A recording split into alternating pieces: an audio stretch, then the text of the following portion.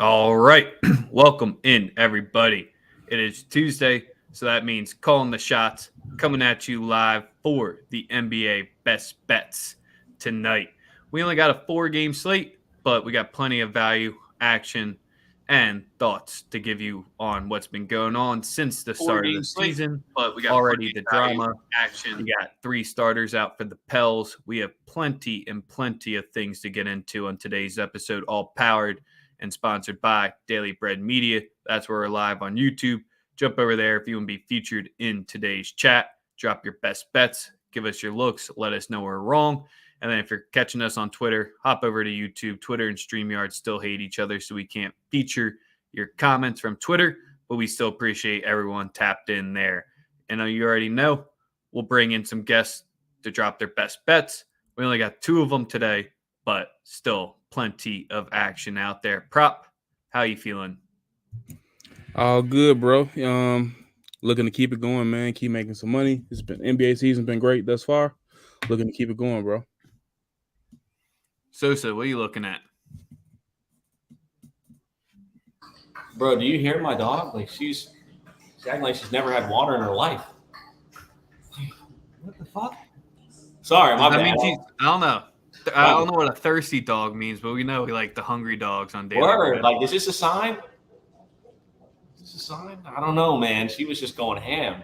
That shit was crazy. Oh, man. But, yeah, we're here. Last night, interesting night. Philly got in the win column. Went to the game. Was very, very excited about the outcome. Obviously, it's Indiana, but I don't give a fuck. I don't care. Because a win is a win. Okay, if we had lost, it'd have been the lead story on ESPN. Sixers lose to Indiana. We win.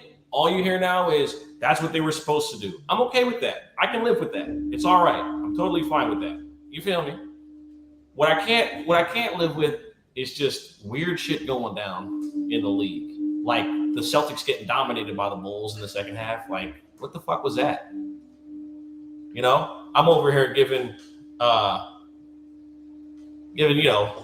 Tatum his flowers, saying how he's probably the league MVP to start the year and all that other shit, and complete dud. Just a complete dud in the second half. Pretty trash. Can't lie.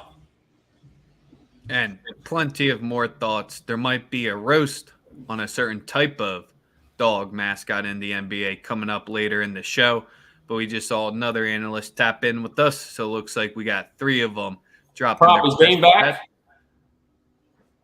Oh, he's back. Is Dame back? I meant to ask you that too, Rex. Is Dame back? He's back, and they got the best record in the NBA right now, sitting at 4-0. All those hating ass dick eaters from last year are gonna have to roll. All of them, they gonna have to roll. Nothing makes me happier than seeing Dame Lillard back, healthy. I like, and it looks like they've addressed some personnel needs. Obviously, they're not gonna ever be like this amazing. This amazing 3-point or defensive team, but offensively, man, they can fill it up. Anthony Simons, clearly last year was not fake. It was not a Michael Carter Williams year. He really is the goods. And I think without Dame, it gave him a chance to fully develop, and now he got that confidence. So now you add Dame back to the mix too. They're gonna win some track meets and shootouts for sure. I take for the people. I'll take Anthony Simons over the next 4 years over Jordan Poole in a heartbeat. People love Jordan Poole, dog. And I'm taking Anthony Simons, bro. I'm telling you, that's me. I know Jordan Poole's a good story. I mean, their careers are kind of the same. I mean, Anthony, it took last year was his 3rd year, right? So he's like a year ahead. So, but again, I believe last year was his 3rd year over Jordan Poole. He was drafted 24th in 2018. Yeah, so last year was his 3rd year. So it was a year behind, but obviously the opportunity to play gives you more experience, and like Prop said, it allowed him to to develop. So I'm happy to see it. Let's bring in our first guest because we got to get 2 of them out of here in the next 15 minutes or 10 minutes. But we got that 3-minute and 30-second shot clock. So that's plenty of time for Tim Earl to be tapping back in with us of ESB, Earl Sports Bets. How we feeling? Oh, it's a good season when the dogs are hitting at 57% to start the year. Gotta love it as a dog hunter. Beautiful. Mm-hmm. And I got a couple of ugly dogs tonight that I know a lot of people probably won't like. And we'll start it off with the first one. I will take the Pelicans outright tonight. No Zion, no Ingram, no problem. I've been doing this pretty much since the beginning of last year. Fade the injury report. If there's a big player that goes out and the line jumps, you take the points. And I've done it plenty of times this year already. We saw it when Levine went out first game versus the Heat. I had the Bulls. Bulls won outright. Nuggets and the Golden State Warriors went at it. Jamal Murray was a late scratch, jumped on the Nuggets. Nuggets won outright. You're gonna see this a lot. We saw this a lot last year when when Embiid would go out, and all of a sudden you get a bunch of points with the Sixers. I would jump on that. When a bigger player goes out, I jump on that team after the line move. And that's exactly what I did. I'm on the Pelicans. I will take them plus the points, and I will take them outright today as well, around plus $2 at this point. Unfortunately, I got a bad line. I got 4.5 and like 165. I would jump all over them. CJ is going to have a good game, and you got some of the bench players that I really do like as well coming up. So I'm going to take the Pelicans as one of my first plays. And then we'll go to the 8 o'clock game, and I will be taking the Thunder plus the points and outright as well. That line has moved from 9.5 to 8. I got it at plus 395. It's down to plus 295. So a lot of CLV on that one. SGA possibly into this game. He got moved from out to questionable. It's a good sign. Normally they don't alternate that stuff. If they're going to know they're going to be out, they know they're going to be out. They're not going to play with you like that. I feel like he's gonna play, and you're not going to get Paul George, and you're still getting Kawhi off the bench. So he'll probably be limited minutes coming back from his injury from last year. I'm going to take Oklahoma City plus the points and outright as well. So that if they cover, I'm pretty much breaking even on the game. But I'm going to take some shots with big dogs. I've been doing it in the beginning of this year, and I've been making some good money doing it. So Thunder, Pelicans as some ugly dogs, and then a little bit of a late night game. I'm taking the Suns. Anytime you see the Warriors at plus money, it's the same deal as if you see the Dodgers at plus money. You fade them because they're dogs for a reason. I'm taking the Suns as well tonight. Dodgers in the regular season, different story, but it's a basketball show, so I'm on. Okay, yes, in the regular season, they were 2-4 as dogs this year. They're not dogs often, but the point is, those are the top teams in the leagues. Whenever you see them at plus money, they're plus money for a reason. Leave them alone. I like it. Preaching to the choir with back and hungry dogs and fading the steam. It's my favorite thing to do, especially in college basketball, because you get a lot of it sometimes there as well. So can't hate on any of those looks today. Appreciate it. Well, as usual, make sure you're following Tim on Twitter, and he also produces the content on YouTube as well. So be hopped over and make sure you're tuned into his videos and subscribe to his channel as well. We appreciate him jumping in with us today. Appreciate it. Y'all have a good. Appreciate you, brother. All right. So the next one we got, Reem will come to you in a second, but Cam's got a time crunch as well. Canadian Cam back again. Bringing him back. The guy who's too scared to toot the Raptors horn. He's coming back for more vengeance and more hunger. Team not playing, but let's see. Listen, I'm loving this season. I mean, you guys are seeing I'm having a good season, bro. So let's keep it going, especially this Dame back. That was an easy bet, laddering that shit up. I should have went all the way to 6. But anyway, let's get into it. Andrew Wiggins, DraftKings, over 16.5 at minus 105. That number's not available anymore. Unfortunately, I got it last night. Y'all are going to find it like minus 113, minus 115. He averages 17 points over his career. He's averaging over 20. It's just a weird number for me. And like sometimes those obvious ones, you just got to find them. It'll move later on in the year, but this guy doesn't think 17 points is like his floor. So I'm not worried about that at all. So I took that easy. So yeah, I kind of agree with when the line moves, you don't want to take with Dallas. I do think they win tonight, but I took the other route. Dallas team total over 112.5. at minus 115. There's just Herb Jones out. Zion's been playing good defense. I just think it's going to be a back and forth game. Lots of points scored. Don't know how it's going to end. I think that'll allow New Orleans to be in the game. I got two more picks. One I literally did on this call because I've been waiting for his line all day, and I've been telling everybody I've been waiting for this line. But first, we'll go to Bet365 Curry over 4.5 at plus 105. He's just bombing right now, and you kind of want to catch Curry when he's in the mode, when he's feeling good, when he's hitting them, because he's just going to keep shooting. He's going to take about 12 tonight, maybe 13. I feel good about him hitting 5 of those.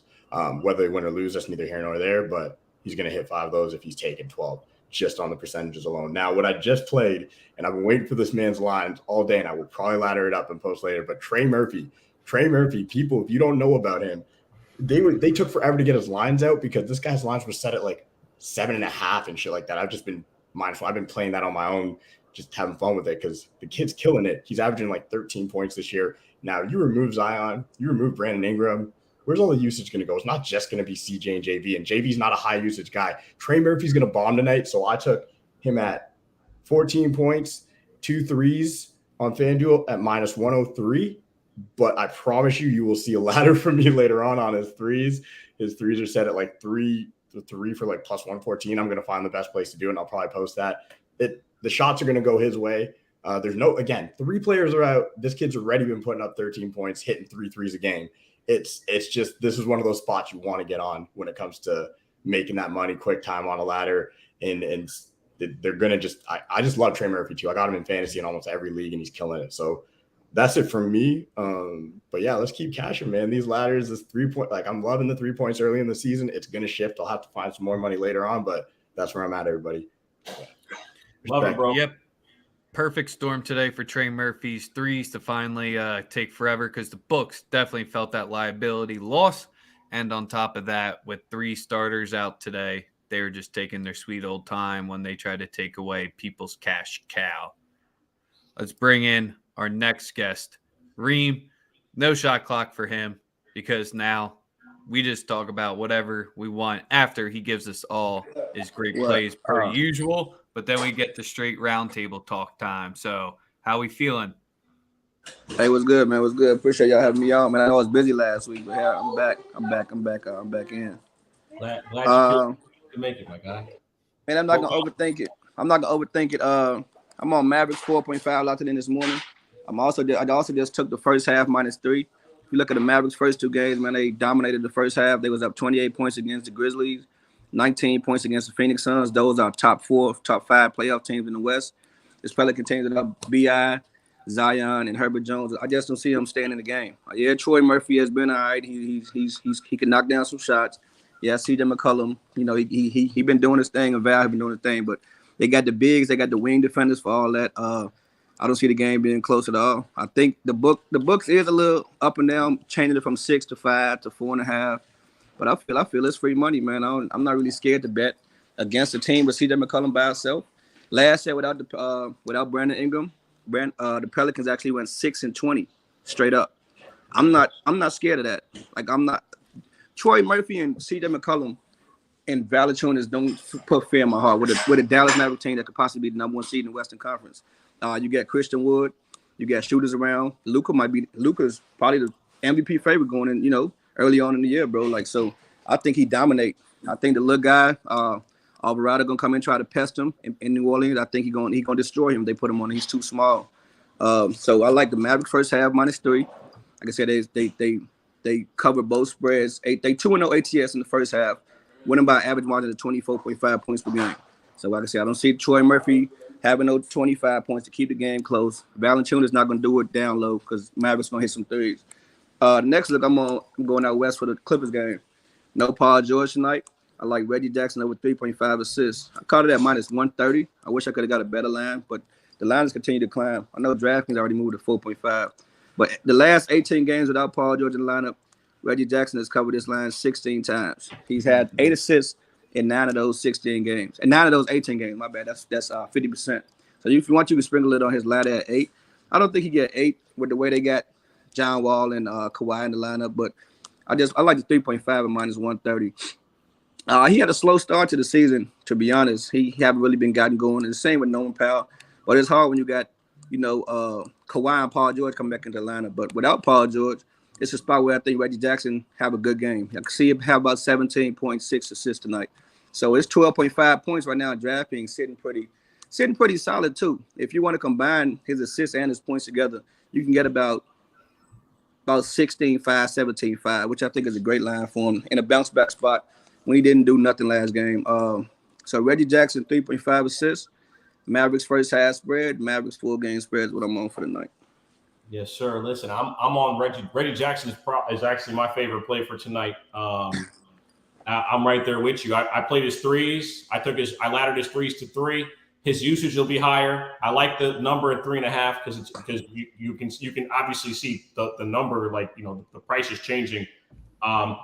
Reggie Jackson 3+ threes at +220. I think the value is just absolutely insane. He's gonna get plenty of opportunities to put him up. Obviously, like you said, Paul George out. Paul George not only scores for them, he's probably their best facilitator at the end of the day as well. With him out of the lineup, you're gonna get him and John Wall, playing the one, and I think it's a perfect situation for Reggie to go crazy. And my only other play for tonight, I'm taking a ticket on one Mikal Bridges. Ooh. Absolutely horrendous start to the season offensively for him. His numbers are extremely low. He performs well against Golden State when he plays them. I think he hits one. Obviously, his numbers at 1-3. I think he hits 2. I like him to hit 2 threes tonight. You're getting it at +250. Again, the value's there for me. And I like those 2 plays. Those are my 2 favorite. I'm not jumping out the window with a bunch of sides or totals and stuff today. It's a 4-game slate. Looking to just really continue on with these props. And look, Prop, he's returned. Prop, what you got for the people, dog? We wait for you. And then we'll get into some of the stuff like last night, and we'll keep it moving. What I'm looking at right now is a plus money. I like Zubac to get a double-double tonight. It's in at +116 on FanDuel. I think there's no serious threat to him in the interior facing off against OKC. I think he'll be able to have his way. His rebounds are at 10.5. I think his points maybe at like 11.5, something like that. But nevertheless, I think he'll have a good night. And whenever I can get him at a double-double at plus money when it's a great matchup for him, I like to take advantage of it. So I'll take him for a double-double at +116. And I'm going with the Warriors money line, +106. The dogs barking today. I like the Warriors to get it done. I think the Warriors are a better team. Chris Paul looks, as Father Time caught up to him. I mean, how many has he broke? He broke double digits, once out of the 3 games so far this season. I could see him. He might step up, being that it's against Steph. But I mean, I don't know, man. I'm not being on the Suns this year. I think the way their playoff run ended, I think it's this type of thing that could just kills a team's morale. I think they're just I think probably like mentally defeated. I would say. I don't know, and I don't think you get over the hump against a Golden State team tonight either. Golden State's been rolling. I mean, they didn't cover against Sacramento, but it was a shootout. But you got Steph coming in hot. I think Golden State keeps it rolling and gets another dub tonight. That second half was a gambling event, bro. They're up 19. They're up 19 going into the fourth quarter and won the game by 6, I believe, like 6 or 7. It was yeah. ridiculous. That was a fucking gambling. That was 100% a gambling event. But I saw Dougie said on one of the listeners on YouTube said Chris Paul over 9.5 assists. Can't talk you off that, but I'm not. He's got 11. He's got 9, 11, 12 because that was an option for me. Mm-hmm. Obviously, we know that Golden State plays with pace, but exactly. So I just don't know how I don't know how that will really work out. But I definitely want to address a couple of things from last night. Okay. One, Ja Morant is the owner of the Brooklyn Nets. Oh yeah. Like him and Joe Tsai share it for sure. He is like y'all talk about MVP. Listen, I was talking a lot about Tatum John Morant, bro. People need to start like putting him in the conversation as one of them guys. Reem actually made a really good comparison. Like he reminds me. And you can speak on this. Like when D Rose just popped up and was like, I'm gonna be that guy and I'm gonna win right now. I'm gonna lead my team and go. His ascension throughout the NBA has been amazing to me. I don't know if y'all have any thoughts on Ja, but I'm a big Ja fan. I'm a big Ant Edwards fan. So those are two guys that I defend to the death because they're for us. If you understand, if you know, you know. Those two dudes, I'm a huge fan of. And I think that they are going to push the game forward. And I bring up Ant Edwards because I would like to just publicly state how much of a bitch Karl-Anthony Towns is a bitch, bro. I hate this man. I want him as far away from Ant Edwards as possible. You talk about the Popeyes, and he's 21 years old. He's 21 years old and immediately showed up and was a leader. Like, he's more of a leader than Karl-Anthony Towns ever been. When you mean the guy who doesn't show up in the playoffs? Man, listen, when they're talking when Ant is the one leading you in scoring in the playoffs, doing everything at 20 years old, can't even go out and buy a fucking beer after you didn't do shit on defense for 40 fucking minutes. Stayed up late playing Xbox with Ben Simmons though. And foul out 3 fucking times in a playoff series. But you want to talk about Ant Edwards eating Popeyes. Karl-Anthony Towns is a bitch. That's my take. Any thoughts on anything you've seen thus far? I mean, I think we kind of everybody eat Popeyes. I mean, if I trust you. Like you say, one time Floyd Mayweather was fighting. He said, "Man, I drink pop, I eat pizza, I eat snacks. Like it's life, bro. Like I'm in the NBA, but bro, I'm not. You know what I'm saying? I'm not about to be strictly eating. You know what I'm saying? Like you're not. You know what I'm saying? You like you say, he's been a bigger leader than Karl-Anthony Towns ever was. Like in the playoffs, he was carrying y'all, bro. Like you talking about this nigga eating Popeyes, like it's a win-lose. You know what I'm saying? Like it's the end of the world, bro. Like yeah, y'all had a frustrating loss, whereas like y'all was 10-point favorites and y'all was down 30, so it's frustrating. But you can't call out the guy who's supposed to be the franchise player. You're not that guy, bro. You're not that guy. Like if it's trade, if a trade call in and they want Towns or Anthony Edwards, the Minnesota Timberwolves are shipping out Towns because you proved you're not that guy. Heartbeat, bro. What? Like I said, it's too early in the season for you to start that soft bullshit, bro. Like you messing up a chemistry. Y'all supposed to be a top 5. I would say a top 6 team in the West. And it's 3 games in. You saying, oh, Anthony Edwards not a good teammate. He need to stop eating Popeyes? Nah, that's bullshit, bro. I'd have something to say about that if I was on the team.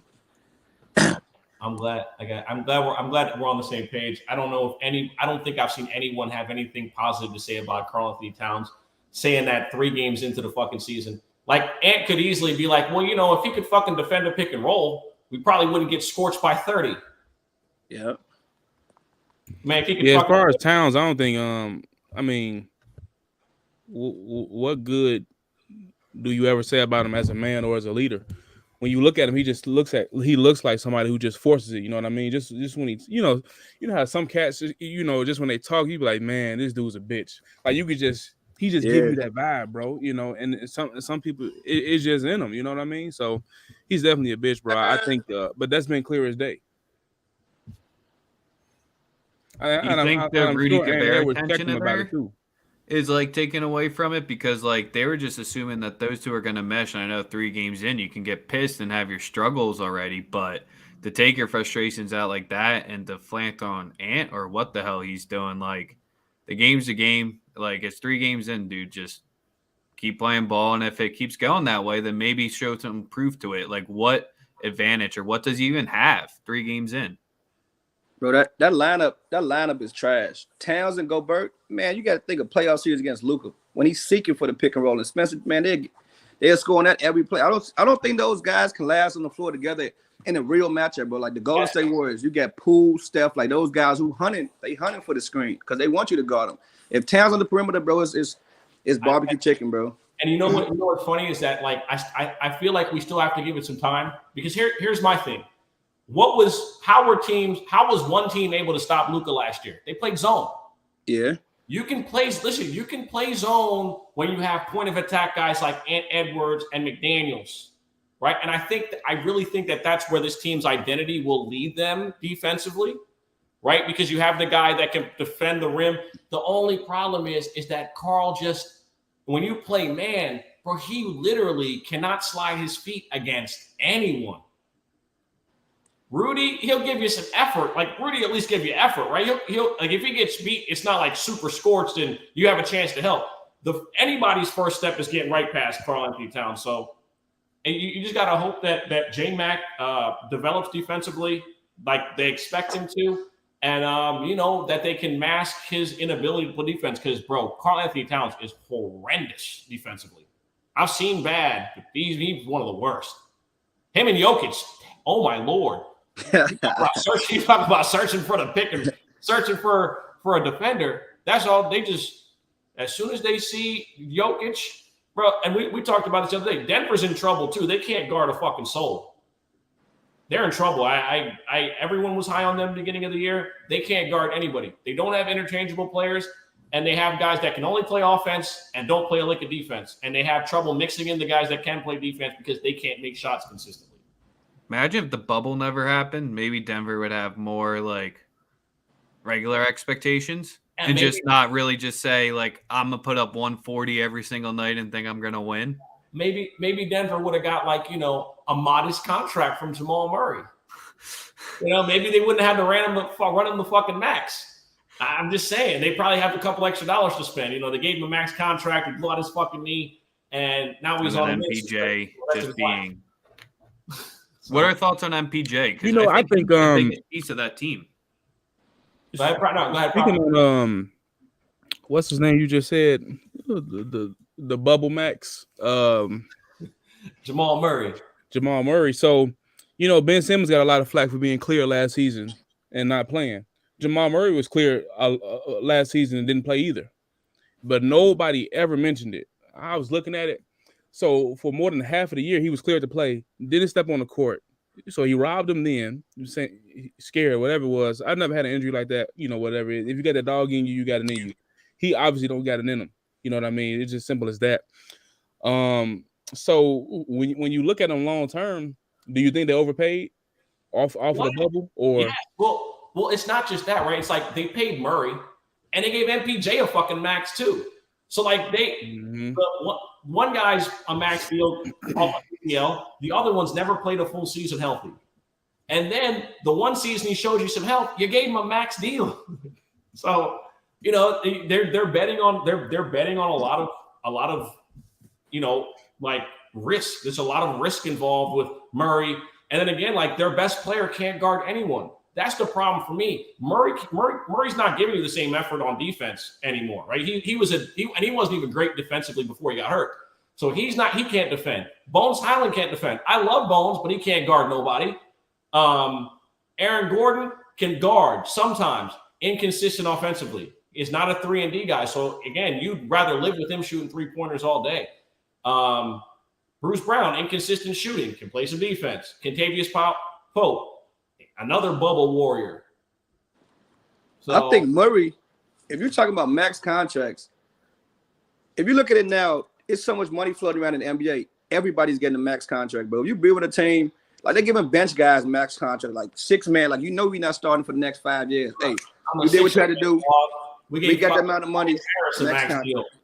Everybody's getting a max contract. At the time, Murray, bro, man, that bubble, it was a weird time, bro. But some people just have blessings in their life where it's come like, that's what he needed, bro. But his bubble performance was crazy against Donovan Mitchell, bro. Like I'm talking about 40, 50 a game, bro.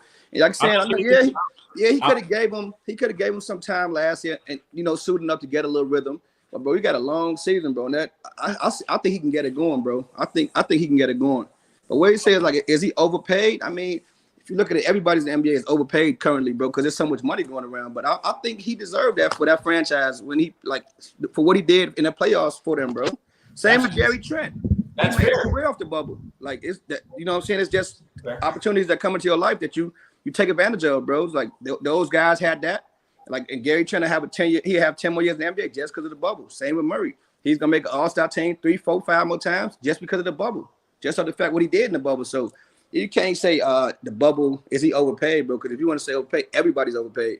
I'm just saying, no, what I meant was this. I meant that prior to his performance in the bubble, he was not a max player. You feel what I'm saying? Like prior to that, I don't think he would have gotten a max deal.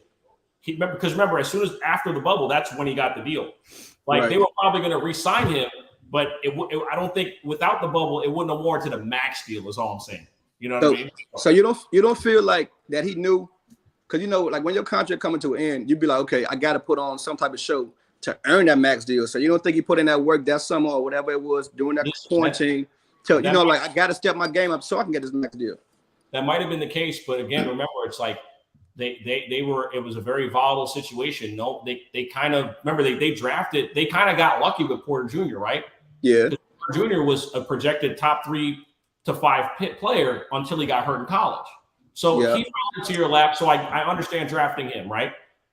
So then again, without the bubble, I don't think he's a max guy. I think he gets a really good deal, but I don't think it's a max deal from that organization. I think they would have allowed him to test for agency. He'd have came back and signed for whatever they would have offered him. The thing is that when you go toe to toe with Donovan Mitchell and you drop 40, I think 4 times in the series and a couple of 50 clips. Yeah, it warrants it. But again, like that, and also if you know, I'm the biggest hater of the bubble. I think it's the fakest fucking basketball we've ever seen. So that's just me though. Like again, some people think it's the hardest. You know what I mean? So it's like it's hard to find that balance personally. Yeah, I don't think it was. I don't know.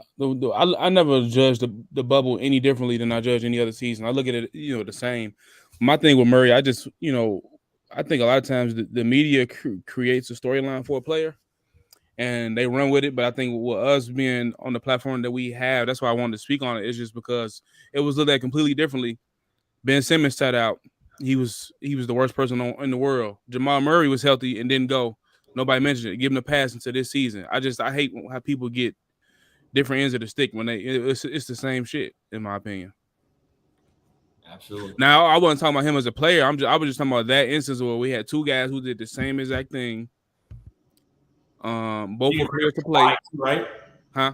You bring up Kawhi too. They were saying that's the next thing I was going to ask. What y'all think about Kawhi coming off the bench or his minutes being limited and things like that?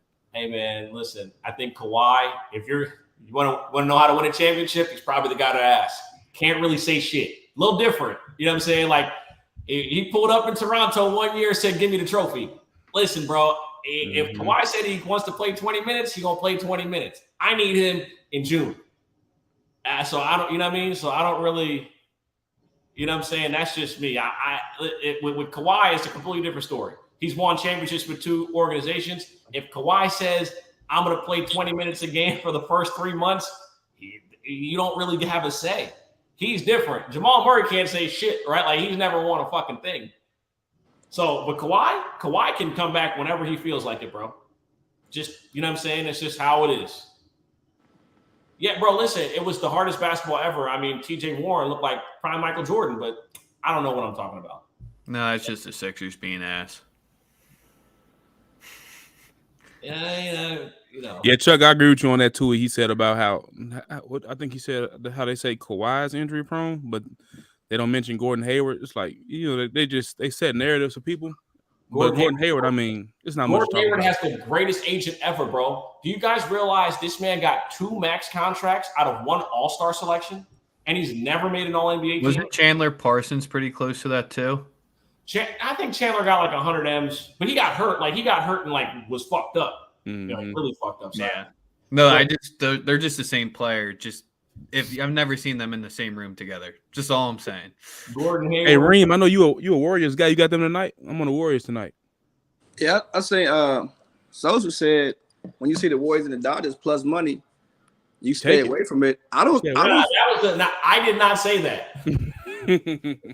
That was Tim Earl, the first guy we had on. I'm a Dodger fan, bro. I would never say that. Oh, Tim. My bad. Hey, I'm fucking hammering that shit. What? Bro, I don't see the Suns team. We done seen the best we'll ever see out of that team.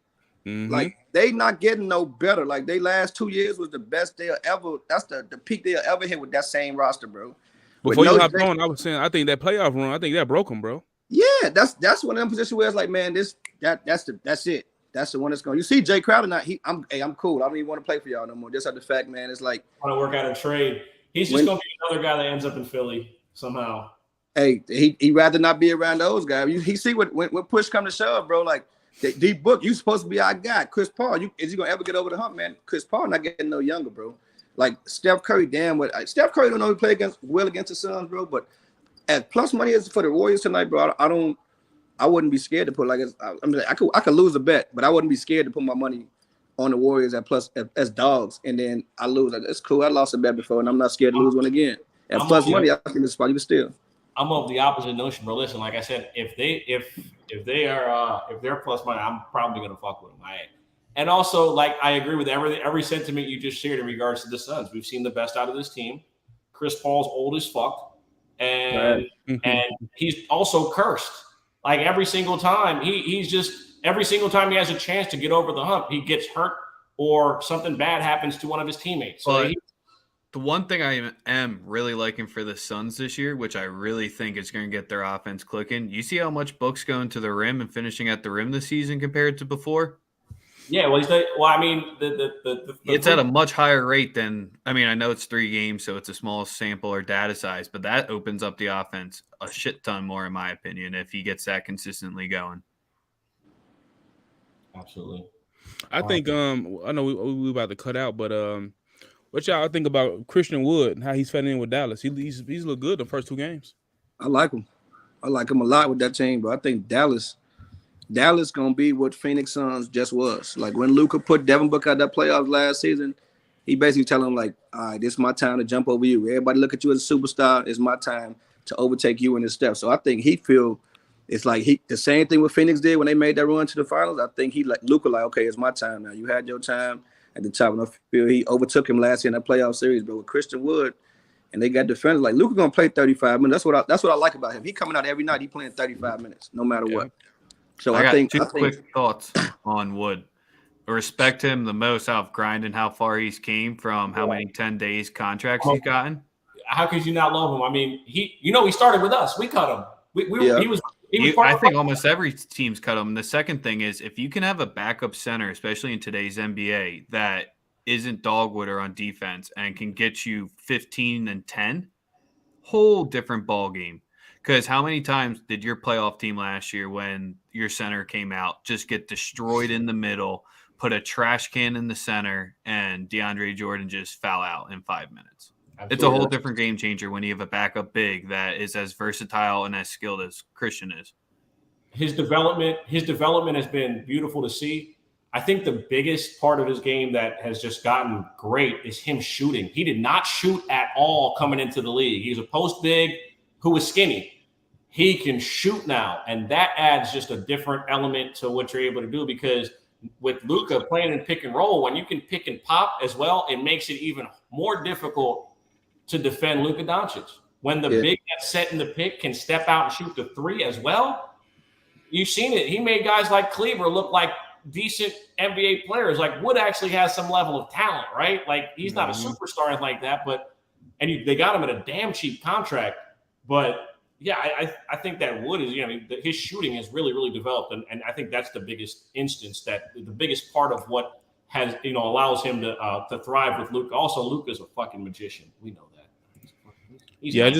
I just wanted to say that to lead into my last play on the show. Christian Wood over 7.5 rebounds. I think it's a bit disrespectful. I know what Valanciunas does in the paint, but Woods had success against him. He's had at least 8 rebounds in 4 straight starts against Valanciunas, and he's covered 8 rebounds in both games this season. I don't see how he doesn't get 8 rebounds tonight.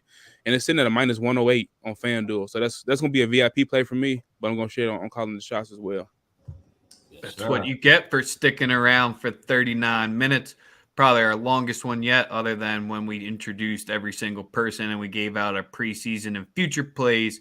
We're coming back at you live tomorrow, probably right around that same time, bringing in more analysts in the game to be dropping their best bets. They get 3 minutes, 30 seconds. At the end today, we just did roundtable style just because we haven't got a chance just to talk about the season overall, not from a gambling perspective. Plenty of plays for you to customize, tail, whatever the hell you want to do. We hope you cash. Give us that like, follow, retweet, subscribe. Follow all the analysts we bring on. They're all producing their own content, from Twitter plays to YouTube channels to everything under the sun. We only bring on the best of the best. Give them a follow. We out. Karl Anthony Towns is a bitch.